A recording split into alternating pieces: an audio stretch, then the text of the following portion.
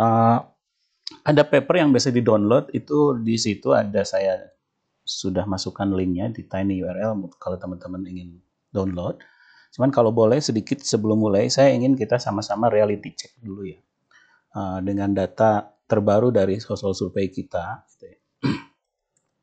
Ini kenapa? Karena kadang-kadang kita suka hidup di di bubble kita sendiri, gitu ya. Hanya untuk mengingatkan, gitu ya, bahwa distribusi, karena ini masalahnya poverty, maka saya ingin bicara dari distribusi pendapatan dulu ya. Mungkin teman-teman pasti kaget ya kalau saya bilang bahwa kalau income kita di atas 27 juta, spending kita di atas 27 juta per keluarga per bulan, itu maka kita masuk 1% terkaya. Gitu. Kalau kita di atas 12 juta, 12,9 juta, itu kita masuk ke dalam 5% terkaya. Gitu. Dan kalau kita lihat data per kapita, kita bisa lihat sebenarnya kalau kita ingin menggunakan data garis kemiskinan yang upper middle income country, karena kita udah upper middle income country, garis kemiskinan kita 1 juta sekian lah, 1.100.000 lah kalau tidak salah ya sekarang. Itu Indonesia itu lebih dari 50% itu nampaknya miskin. Gitu. Ya, 50% nampaknya miskin. Sehingga kalau kita lihat misalkan share dari food dalam konsumsi mereka, maka kita lihat di sini bahwa hanya kelompok 10% terkaya aja yang share dari food, ya, makanan dalam konsumsi rumah tangganya itu di bawah setengahnya. Jadi makanan masih merupakan komponen terbesar dari konsumsi masyarakat Indonesia gitu. Kalau ada angle curve itu artinya ya basically kita nggak kaya-kaya amat gitu. Oke, nah poin saya apa ya? Poin saya adalah memang faktanya orang miskin di Indonesia itu masih banyak. Kalau ini data tahun 2021, kalau masih 2020 itu masih lebih besar ya. Itu 61% itu kalau menurut Bank Dunia kita itu miskin. Gitu. Jadi ya makanan masih porsi terbesar dari konsumsi. Nah, sehingga jangan kaget kalaupun kita sudah jadi lower middle income country ya, jadi upper middle income country itu, tetap aja kalau selisih beda 1.000 aja sembako ada subsidi, itu yang antrinya banyak banget gitu ya. Itu biasa gitu ya. Nah, selain itu fakta menunjukkan bahwa bahkan untuk kesehatan pun kita tuh tidak sanggup bayar ya. Jadi 42,2% orang peserta aktif BPJS itu menunggak. Nah, sehingga ya orang banyak yang ketika sakit dia tidak punya uang untuk membayar semua tagihan BPJS-nya yang sampai juta-juta itu, ya akhirnya terpaksa. Saya punya banyak pengalaman dengan keluarga saya sendiri di desa yang mereka meninggal karena kasus-kasus ini. Jadi ini poverty kills without quotation mark gitu ya. Nah, juga Indonesia itu indikator nutritionnya itu jelek. Kalau kita lihat gambar yang kiri itu stunting lasting, itu harusnya idealnya kita itu ada di garis trennya. Tapi kita ada jauh di garis trennya. Ini off banget di atas, yang merah ya. Itu artinya apa? Artinya kita tuh under achiever dalam malnutrisi. Apa penyebabnya? Banyak, ya, banyak, ya, banyak. Tapi tentu salah satunya menurut saya, kalau saya percaya ini komponen paling besar, itu adalah menunjukkan bahwa kemiskinan dan kerentanan di Indonesia itu tidak bisa dijelaskan oleh tingginya pendapatan per kapita atau rendahnya kemiskinan resmi nasional. Gitu. Jadi intinya sebenarnya ketimpangan kita itu masih tinggi sekali gitu. Dan ini juga menunjukkan misalkan data yang menunjukkan kalau kita konsistenkan Gini koefisiennya, maka kita itu sebenarnya masuk dalam kelompok 20% negara paling timpang. Ini dengan Gini sekitar 0,47. Lebih timpang dari Amerika. Ya, lebih timpang dari Amerika, lebih timpang dari Meksiko. Jadi kita tuh menurut saya parah sekali kondisi income distribution. Nah, jadi apa yang ingin saya share itu adalah seperti yang kita ketahui sebelumnya, bahwa kita itu melaunch MBG program sebagai cornerstone national strategy ya, tujuannya untuk mengimprove human resource quality melalui enhanced nutrition. Percaya atau tidak, dengan budget 171 triliun, 11 miliar itu menjadi satu dari the largest global welfare programs in the world. Amerika itu 18 miliar. Kita hampir lebih dari setengahnya ya. India ini yang menarik ya, walaupun dia 120 juta target itu hanya 1,4 miliar per tahunnya dolar. Ya. Ternyata saya selidiki, ternyata mereka per porsinya hanya Rp700 sampai Rp1.200. Entah gimana kok bisa murah gitu ya. Nah, kalau kita itu targetnya 82,9 juta mencakup school age children, pregnant women, toddlers, and breastfeeding mothers. Ya. Walaupun tentu tadi seperti Mbak Anggi sampaikan, tadi officially itu objektifnya banyak banget. Gitu. Ada better nutrition, job creation, dan lain-lain. Tapi ya itu biasa lah ya kalau official dokumen. Nah, terus terang ya, saya dulu juga skeptik ya dengan MBG ini apaan sih gitu ya. Sampai kemudian saya melihat gitu ya, oh ternyata MBG itu diselenggarakan di hampir semua negara di dunia ini ya. Ini dengan data yang ada aja ada 124 negara yang semuanya ada MDG dengan berbagai variasi programnya. Ya. Dan yang targeted, yang dari mulai yang universal seperti Indonesia gitu ya, sampai yang targeted, sampai yang subsidized. Jadi ini program yang bisa, jadi kita bukan pelopor dalam hal ini. Ya. Nah, tentu sebelum kita mulai, menurut saya saat kita perlu juga untuk idealnya gitu ya, kalau kita mau berdiskusi tentang pro and cons MBG itu memisahkan dua isu, ya. Jangan campur aduk. Pertama, apakah secara prinsip atau secara ideal ini kalau bahasanya Mbak Anggi itu the best policy choice enggak, gitu ya? Itu bahasanya Mbak Anggi tadi. Jadi itu yang pertama. Tapi yang kedua ini masalah isu risk of effective implementation. Menurut saya jangan dicampur aduk, dipisahin aja. Jadi kalau dari validitas dan prinsip idealnya udah salah ya udah bubar aja gitu loh. Gitu, bubarin aja. Nah, tapi kalau masalah risk dari implementation, maka belum tentu dibubarin gitu. Mungkin bisa halt ya, stop halt dulu, pause gitu ya. Atau kalau perlu risknya terlalu besar, ya bubarin gitu. Nggak apa-apa gitu ya. Nah, tujuan utama spesifik analisis yang mau saya share ya, itu adalah sekali lagi untuk mengakses ex ante. Ini ex ante, bukan ex post ya. The economic and social impact dari MBG program. Gitu ya. Economic impact-nya diukur melalui beberapa variabel, ada output, nilai tambah, dan tentunya employment gitu ya. Lalu dari social side-nya kita mau ngelihat dampaknya terhadap income distribution, terutama poverty incidence dan inequality gitu ya. Nah, teman-teman sebenarnya school lunch program ini itu sudah banyak diteliti. Dan ini adalah theory of change yang saya adapt dari Bremner Consulting di London. Bremner Consulting di London. Jadi di London juga ada ya. Ini silakan teman-teman masuk ya. Ini ada kalau silakan baca gitu ya. Dan juga disupport oleh teman-teman dari Amerika nih, Cohen et al. Yang pernah melakukan systematic literature review. Di mana di dalam systematic literature review di situ juga disebutkan subjek yang menjadi topik diskusi kita kali ini, di mana di sini ditulis bahwa free meals to students itu associated dengan improved household income, particularly among lower income families. Di situ ada. Betul. Nah, banyak sekali dampaknya, mekanismenya banyak ya. Tentu tujuan akhirnya menurut saya ini adalah children education attainment. Ini yang paling kanan ya. Nah ini children education attainment, karena kalau children education attainment itu kan increase human capital yang naik, growth-nya ke depan naik. Tapi ini outcome ini tentu lama ya. Ini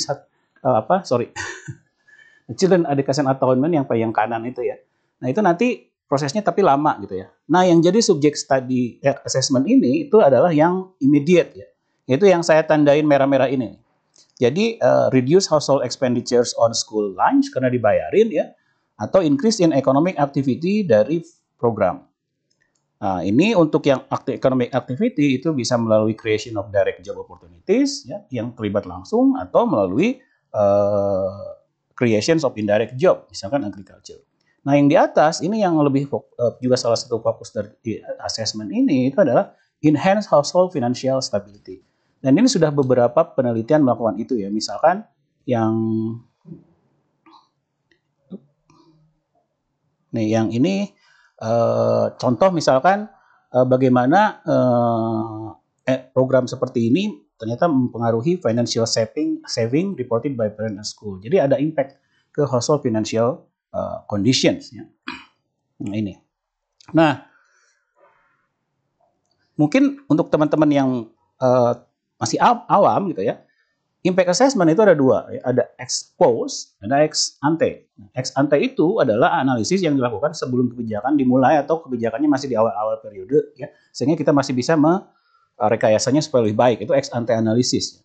Ini bersifat prediktif, ya. Jadi menggunakan asumsi, model ekonomi, dan sifatnya simulasi. Ini biasa, ini diperlukan untuk membantu menilai apakah sebuah intervensi itu layak atau enggak, ya, atau perlu dimodifikasi atau enggak. Beda dengan ex post. Nah, alat-alat analisisnya itu macam-macam. Kalau teman-teman pernah dengar ada cost benefit analysis, cost effective analysis, multi criteria analysis, dan lain-lain. Jadi itu bagian dari ex ante. Jadi saya melakukan assessment ex ante, bukan ex post, ya. Jangan disalahpahami. Nah, yang salah satu metode ex ante itu adalah model ekonomi. Salah satunya CGE, I/O, SAM, atau microsimulation. Nah, yang kita lakukan di sini itu adalah I/O dan microsimulation. Nah, untuk yang I/O sederhana sebenarnya. Jadi intinya adalah dalam input output analisis itu kalau kita menyuntik pada ekonomi program MBG sebesar 1 triliun, itu nanti directly dia akan diterima oleh buruh yang bekerja di situ, yang menyewakan modalnya atau alat-alatnya, atau yang nanti dibelikan bahan baku di materialsnya.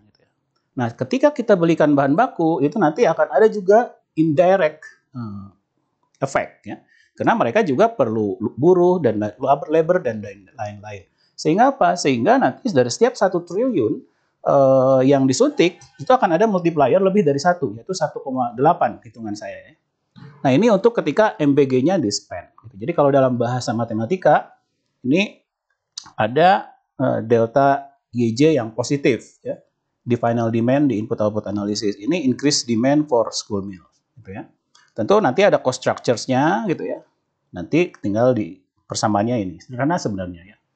Nah, cuman yang sering orang miss adalah selain itu, kita juga harus memperhitungkan bahwa duitnya itu nggak datang dari langit, gitu loh. Oleh karena itu, maka juga dimasukkanlah ini, ya, minus delta YK. Ini adalah finance by reduction in final demand for government related sector, gitu loh. Jadi government financing juga kan, kalau efisiensi lah istilahnya kalau bahasa sekarang, itu dikurangi gitu loh sebesar minus 1T, itu nanti akan juga multipliernya minus gitu loh. Nah, netonya nanti kita nggak tahu gitu loh. Nah, itu menjadi sesuatu yang bisa kita cari empiriknya gitu loh. Apakah impact-nya lebih besar nggak spending-nya daripada financing-nya gitu loh. Itu kira-kira. Jadi diperhitungkan. Nah, itu untuk dampak kepada macroeconomic variables, ya. Nah, untuk dampak terhadap poverty dan inequality, ini justru jauh lebih sederhana gitu ya. Cuman kita perlu data mikro aja, kita pakai data mikro saja. Nah, jadi prinsipnya sederhana. Prinsipnya, kalau seorang ibu atau rumah tangga itu punya 3 anak, orang miskin tuh anaknya rata-rata 3, ya. Bukan 2, 3. Jadi mereka secara demografi itu dapat lebih banyak. Kalau satu anak dapat 10.000 tiap makan, ada 3 anak kali 20 hari dia dapat, itu 600.000 per bulan loh, ya. Terus apalagi kalau misalkan dia kerja di sektor-sektor yang terkena dampak positif dari MBG. Jadi mungkin misalkan kalau dia dapat 100.000, ya, maka total general dia dapat 700.000 tuh per bulan tambahannya, ya. Nah, ini secara matematika itu ada beberapa faktor yang diperhitungkan, ya. Pertama, berapa nilai uang milnya, berapa hari, kemudian berapa jumlah anaknya, gitu ya. Lalu kemudian M itu marginal propensity to save. Ini to spend. Marginal propensity to spend itu artinya ketika dia tiba-tiba tidak harus mengeluarkan 600.000, ya, untuk memberi makan anaknya, maka dari sisa 600.000 di kepala dia itu mau tetap belanjakan hal lain, atau misalkan saya bayar utang atau nabung, gitu loh. Nah, saya asumsikan sebagian mungkin ditabung atau dibayarin utang, gitu, sehingga marginal propensity-nya itu 0,75 gitu. Kira-kira gitu. Tapi itu tergantung preferensi. Lalu ini EH itu adalah berapa kenaikan income yang dihasilkan dari employment generation, itu kira-kira. Nah, nanti hasilnya itu nanti dimasukin ke dalam biasalah rumus poverty standar, rumus inequality standar, nanti dia akan kita hitung gitu loh. Nah, saya sebagai ilustrasi supaya dapat bayangan how big this is impact gitu ya. Ini saya ada beberapa berita yang menunjukkan bahwa ternyata itu besar gitu. besar gitu. Jadi bahkan ada beberapa anak yang karena ibunya membuat rumah tangga gitu ya, dia malah nggak mau gitu dia makan, harus dibawa ke ingin dibawa pulang untuk ibunya yang ternyata mengepel katanya di tempat orang lain gitu. Lalu kemudian ini yang lagi sakit gitu, ibunya gitu, ingin dibawa pulang gitu.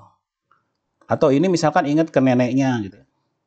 Walaupun ini anekdotal sifatnya, tapi ini menurut saya menunjukkan seperti yang saya sampaikan di Susenas tadi, bahwa Indonesia kan masih miskin gitu loh. Jadi ini berarti banget gitu loh. Atau kalau boleh misalkan saya, sebentar, kalau boleh saya bandingkan dengan program-program bansos yang lain, misalkan bantuan kesehatan iuran BPJS, kemudian ada bantuan pendidikan, bantuan pangan, atau bantuan tunai bersyarat, ini nampak nilai-nilai per sasaran per bulannya itu paling besar, itu cuma 240.000 per orang atau per sasaran gitu loh. Ya, 200.000 gitu. Sementara kalau orang dengan rumah tangga dengan 3 anak ini dapat 700.000 dari program ini, jelas ini kayaknya kok nggak intuitif ya kalau impact-nya nggak masif gitu loh. Jadi ini sepertinya bakal masif kalau dijalankan dengan benar tentunya ya. Itu. Nah, dan juga ketika saya konfirmasi dengan teman-teman di BPS ya. Jadi di BPS itu mereka itu akan secara accounting ini juga akan berdampak. Kenapa? Karena mereka akan memasukkan MBG itu sebagai bagian dari konsumsi nasi campur misalkan di sini ya MBG yang berasal dari pemberian orang lain, in kind transfers. Nah, sehingga apa maksudnya? Sehingga by accounting only gitu. By accounting only ini akan top up pengeluaran dan data ini oleh BPS dipakai untuk menghitung headline property, untuk menghitung headline Gini gitu loh. Jadi nantinya memang potensialnya sangat berdampak kepada angka-angka itu gitu loh. Ya. Nah, oke. Nah, tentu apa asumsinya? Nah, asumsinya banyak ya. Mungkin juga nggak cukup kali ya. Nah, ini ada dua asumsi, dua kelompok asumsi. Ini ada asumsi untuk input output analysis, ini ada asumsi untuk micro simulations ya. Untuk asumsi input output itu tergantung ada 2 kategori asumsi financing dan asumsi provision. Asumsi provision itu adalah mengasumsikan kalau ini dikerjakan oleh existing industry gitu ya. Nah, asumsi yang kedua itu kalau SPPG. Kenapa saya bedakan? Karena beda. Karena beda ya. SPPG itu sangat spesifik. Dia harus mempekerjakan 50 orang per 1 unit gitu ya. Ada 30.000 unit. Berarti ada 1,5 juta sendiri itu pekerjanya kalau roll out 100%. Terus misalkan inputnya harus 50% untuk bahan baku. Kemudian dari bahan baku itu 2/3 harus di agriculture. Nah, kalau existing industry restoran itu nggak seperti itu. Sebaliknya gitu. Jadi saya harus bedain gitu loh. Nah, lalu kemudian asumsi financing. Asumsi financing itu ada 3 gitu ya.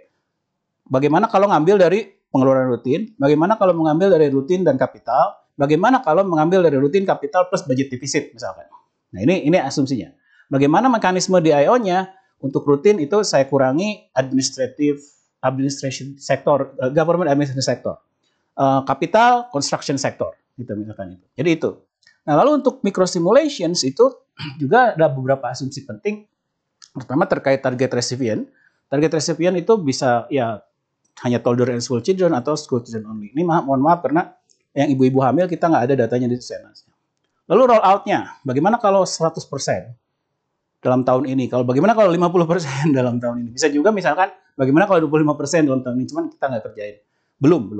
Lalu marginal profit to spend-nya, lalu income of new employment-nya dari asumsi I/O yang mana? Karena kita akan sedikit connect ya antara I/O dengan micro simulation-nya.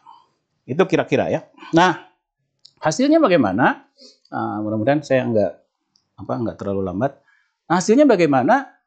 Pertama mungkin yang menurut saya expectedly gitu ya, adalah karena sifatnya yang realokatif ya, financing structures-nya itu dampak ke PDB itu nggak akan besar gitu ya.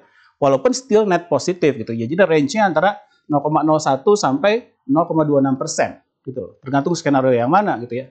Tetapi perlu dicatat ada beberapa sektor yang mendapat benefit cukup besar. Misalkan sektor agriculture ya. Sektor agriculture itu dia menambah growth bisa 2,24%.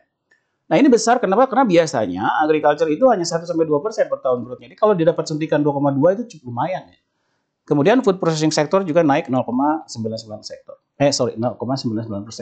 Nah, yang interesting itu adalah dampak terhadap employment. employment net ya, net employment. Kelihatan. Ya.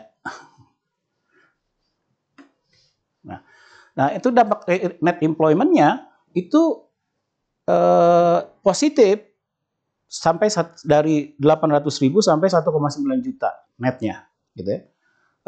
Terbesar itu di agriculture sebesar sekitar 1 juta dan juga di sektor jasa 1 juta. Kenapa agriculture? Karena agriculture itu yang paling terdampak positif oleh program ini. Kenapa di service? Karena disitulah lokasi dari SPPG program, gitu loh, di jasa, gitu loh. Walaupun orang akan protes ke saya, teman-teman di MPG ini kenapa cuma 1 juta, padahal kan memperkerjakan 1,6 juta gitu loh. Saya bilang, lah kan ada crowding out, ada crowding dari yang lain, sektor-sektor yang lain di jasa kan bukan hanya SPPG aja gitu loh. Sementara kalau government administration contracting itu kan pasti sektor jasa juga kan contracting. Nah ini netnya sekitar segitu gitu loh kira-kira. Ya.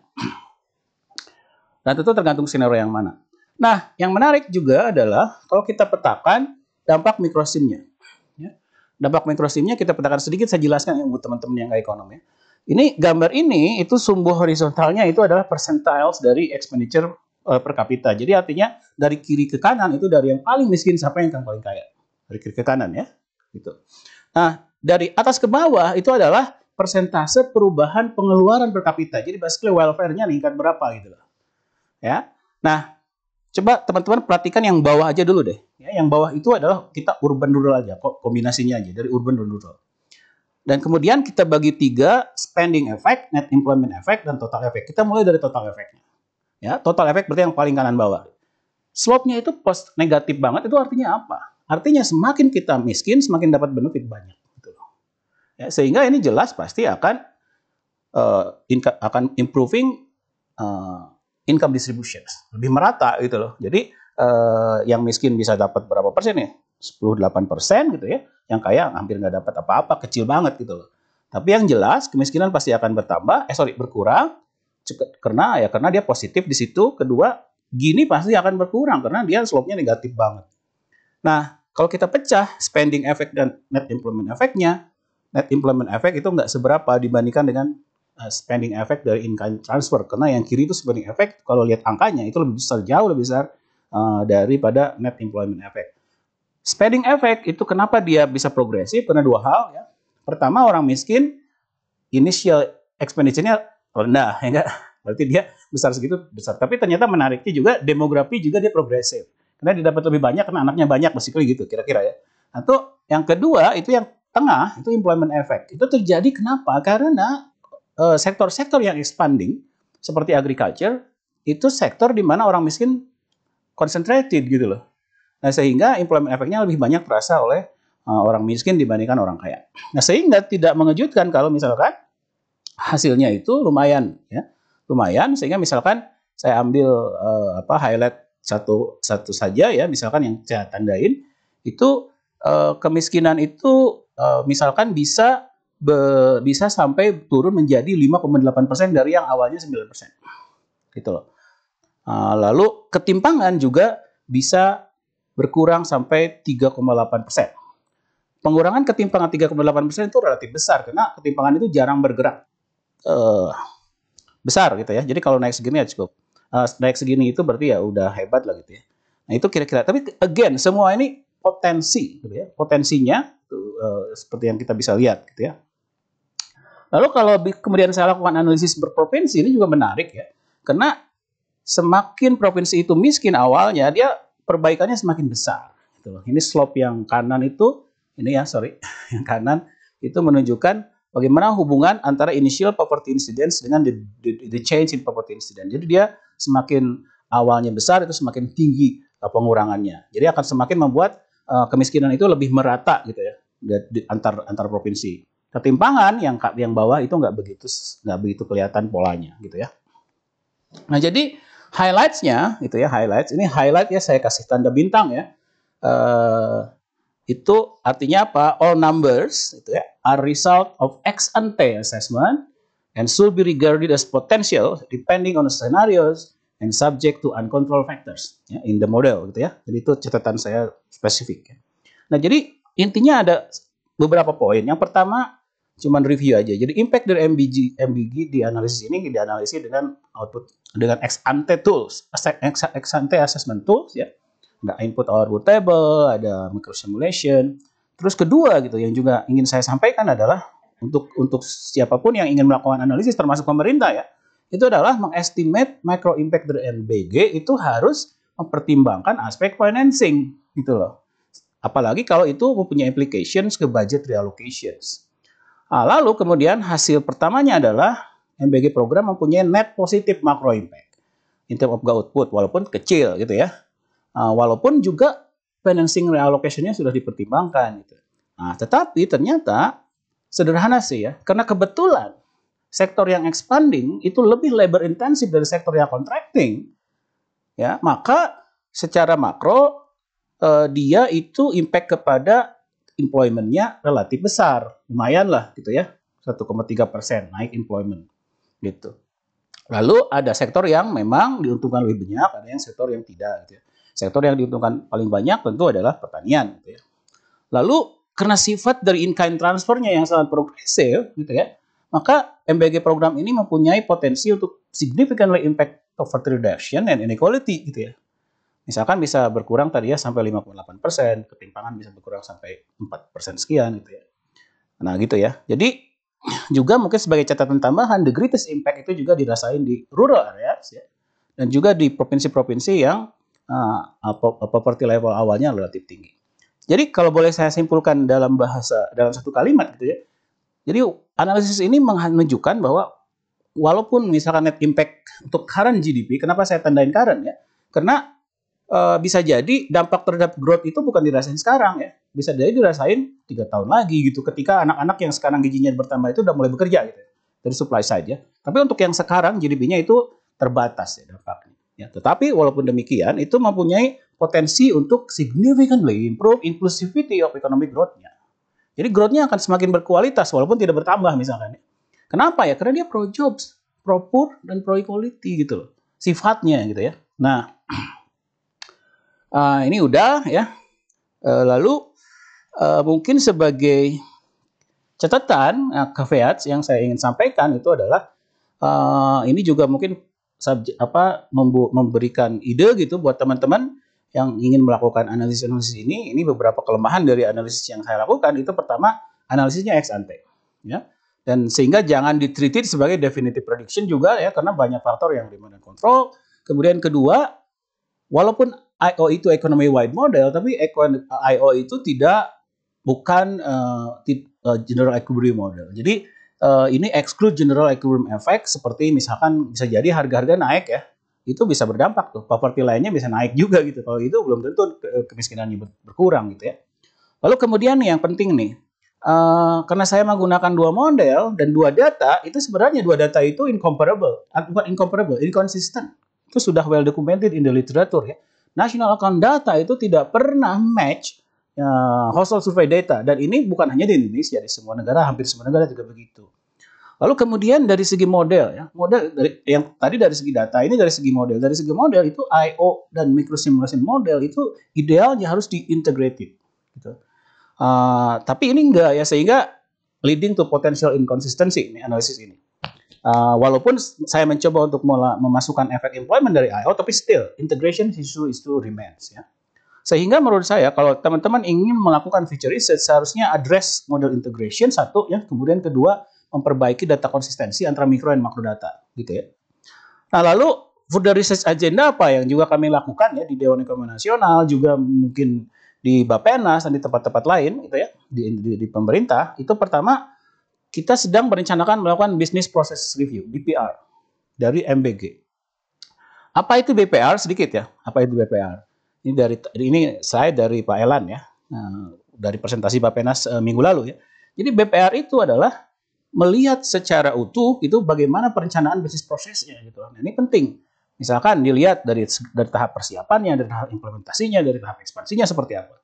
Misalkan dari tahap persiapan, kita lihat desain programnya seperti apa, koordinasi pemerintahan pusat pada daerah seperti apa, anggarannya bagaimana, data penerima programnya gimana, pemilihan pembentukan SPPG-nya bagaimana, siapa yang menyusun materi sosialisasi, siapa menyusun konten materi, bagaimana pelaksanaan sosialisasi, itu dari persiapan.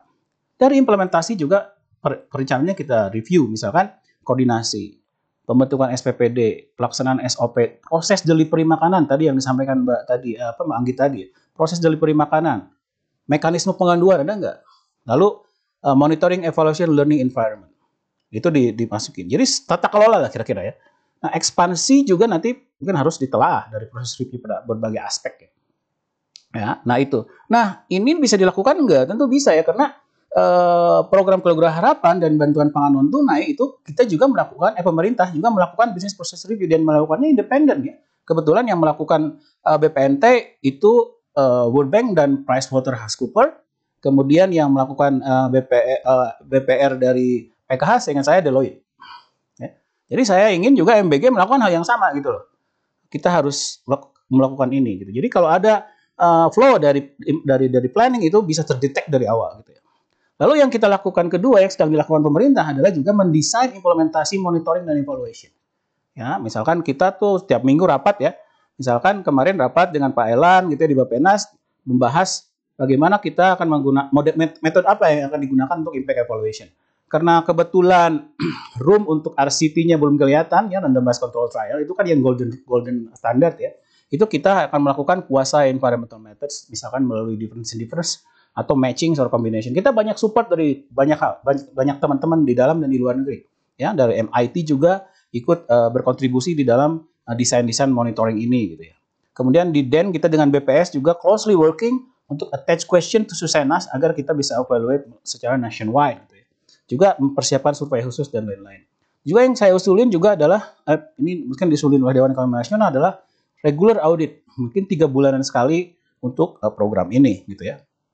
Nah, kira-kira itu barangkali yang ingin saya sampaikan. Saya lebih look forward ya to comment and discussion, baik untuk presentasi yang ini gitu ya, atau juga mungkin hal-hal lain yang dirasa perlu untuk menjadi catatan.